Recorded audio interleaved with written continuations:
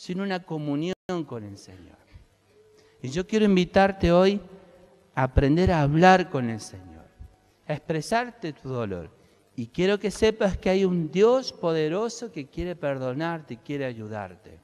Estamos en medio de desastre, nuestra vida está rodeado de dolor, de tristeza, de amargura, de penas. Pero las personas que se dedican a orar, a tener comunión con Dios, pensando en lo que Jesús hizo, son personas fuertes, distintas. Cambia nuestra vida con el Señor.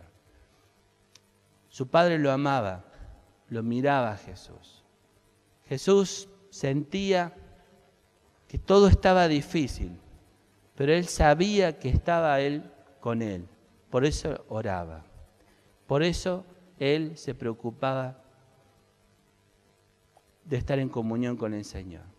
Pero en medio de esa oración, ¿por quién pensó él? Sus enemigos. En medio del dolor, no pensó en él, sino en quién, en los demás. En medio del dolor, pensó en las personas que le habían fallado.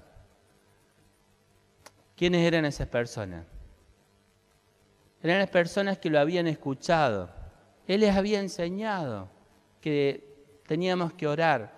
Nos había enseñado también en el Padre Nuestro que teníamos que perdonar a los demás si queremos que el Padre nos reciba a nosotros.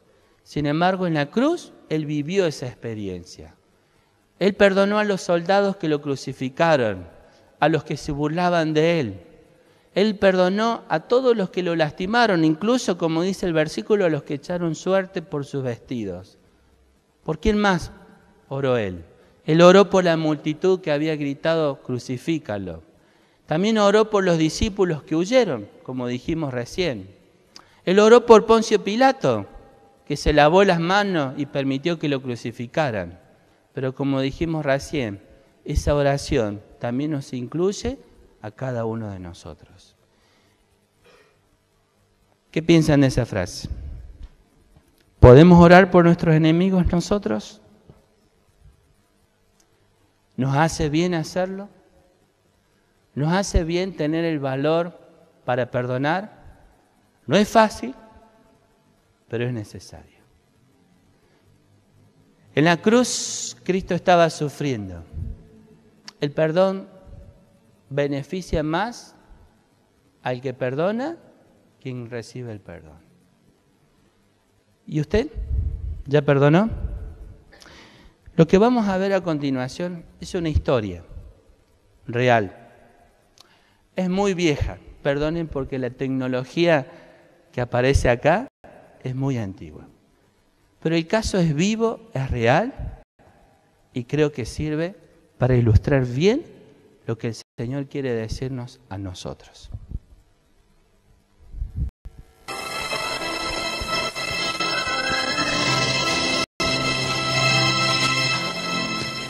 Joel Sonnenburg tenía 2 años y viajaba con su familia en el Speedway 95 de Nueva Hampshire. Ellos eran el carro número 6 haciendo la fila para pagar los peajes, cuando un camión mediano a toda velocidad vino por detrás y se estrelló con ellos. Su auto se incendió. Sus frenos no fallaron. Fue su imprudencia que produjo el accidente. El hombre que conducía el camión era Reginald Dorr. Reginald fue arrestado, pero huyó.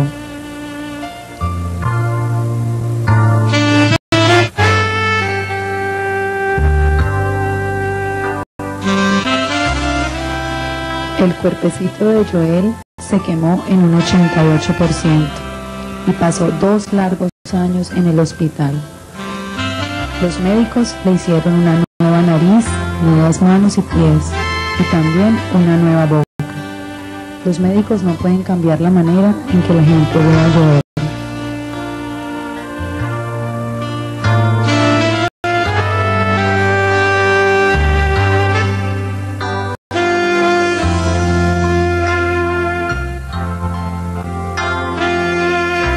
Finalmente fue a la escuela y sus amigos le preguntaban, ¿por qué te ves así? Dinos, ¿te duele? Él generalmente les decía, está bien, no duele tanto.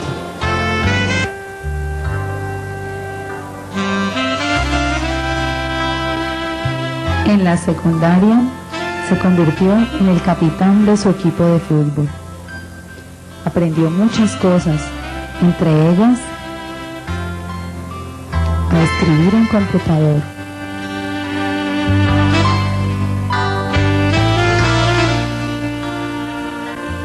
Y a montar en bicicleta. ¿Crees en Dios? Absolutamente. ¿Realmente crees? Por supuesto. Cada vez que despierto por la mañana debo creer en Dios. Si no, no tendría razón para vivir. Si no, las cirugías que me han hecho y todo lo que he pasado no hubiese valido de nada. En junio de 1997, un camión en la estación de pesaje llevaba sobrepeso. Ese camión era conducido por Reginald Dorr. Había sido arrestado 19 años después. Joel y su familia tendrían la oportunidad de ver a ese hombre que les había causado este mal tan grande cara a cara en la corte. Poderle decir cómo ese día había cambiado su vida para siempre.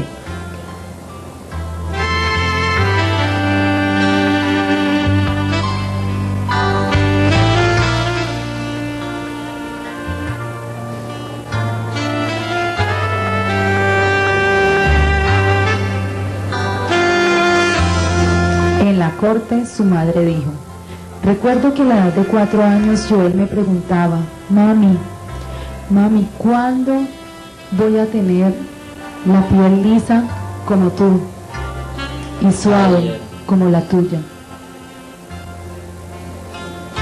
A los 5 años recuerdo que me preguntaba muchas cosas. Mami, ¿cuándo van a crecer mis dedos como los tuyos? Uno a la vez como la gente normal. Recuerdo que a los 8 años él me preguntaba: Mami, ¿por qué no se estrelló ese camión? ¿Por qué no se detuvo?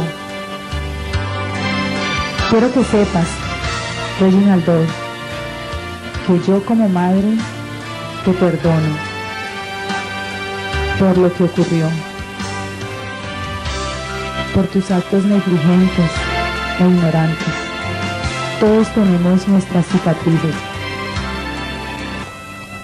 Yo aún tengo mis quemaduras y cicatrices.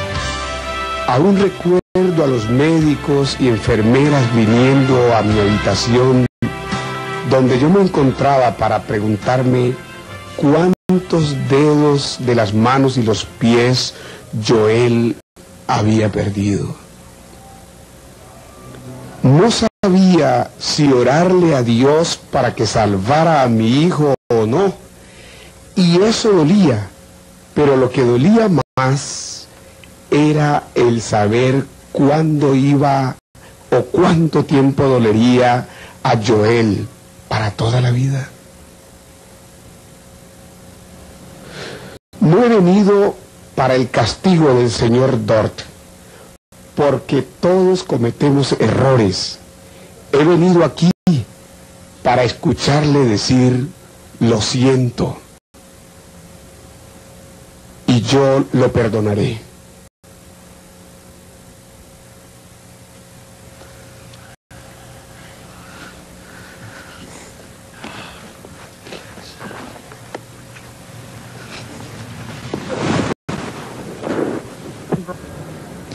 ...45 cirugías después, y con algo de dolor, Joel ha practicado durante varios días lo que le dirá al hombre que cicatrizó su vida.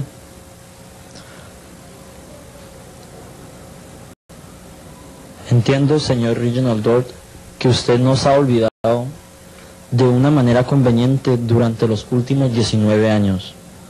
Como usted ha escuchado ya, por los últimos 18 años, mi familia y yo hemos sufrido inmensamente, mientras usted ha continuado conduciendo un camión. No recuerdo ahora lo que ocurrió el 15 de septiembre de 1979.